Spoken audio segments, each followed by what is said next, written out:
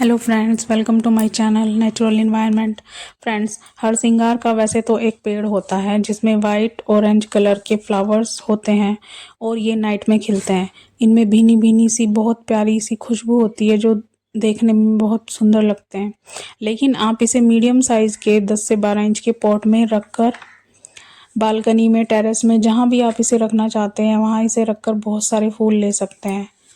Madhumalti plant को एक बड़े साइज के पॉट चाहिए होता है, तभी वो फ्लावरिंग करता है। लेकिन हरसिंगार, जिसको हम पारिजात भी कहते हैं, और नाइट फ्लावरिंग जैस्मीन, शियोली, शेफाली, बहुत सारे नामों से इसे जानते हैं, तो इसे आप मीडियम साइज के पॉट में रखकर भी फ्लावरिंग ले सकते हो।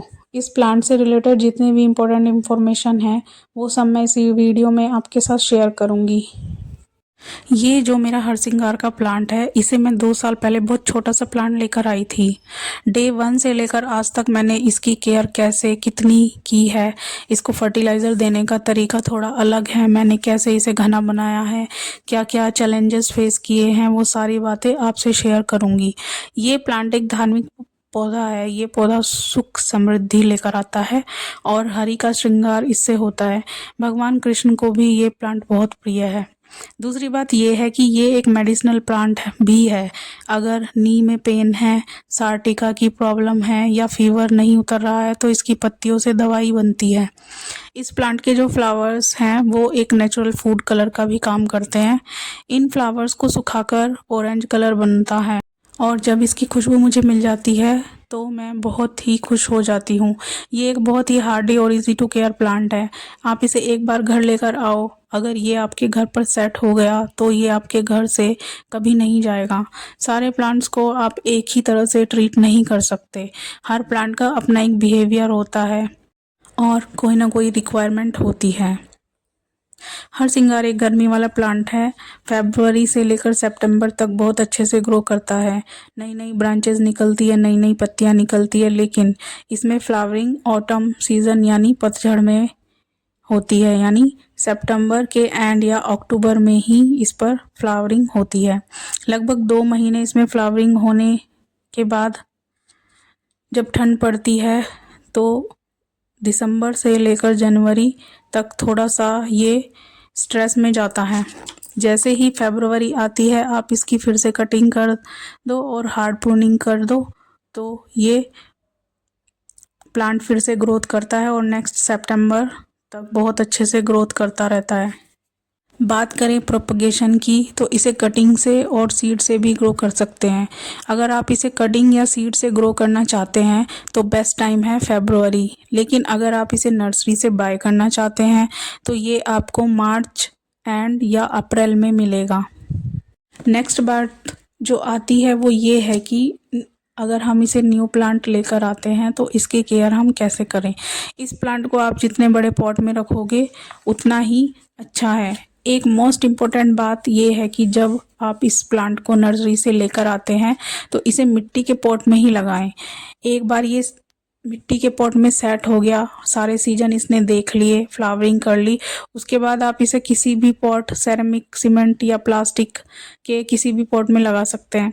इसके लिए सॉइल बहुत अच्छी होनी चाहिए, सॉफ्ट और भुरभुरी। मिट्टी अगर चिकनी है या पत्थर हो रही है तो ये प्लांट सरवाइव नहीं कर पाता।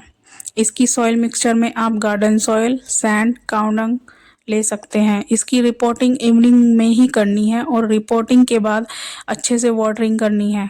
शिफ्टिंग करने के 2 दिन तक आपको इसे डायरेक्ट सनलाइट में नहीं रखना है। शिफ्टिंग के बाद हमें अपने प्लांट को घना करना है, इसके लिए इसकी प्रूनिंग करते रहनी है।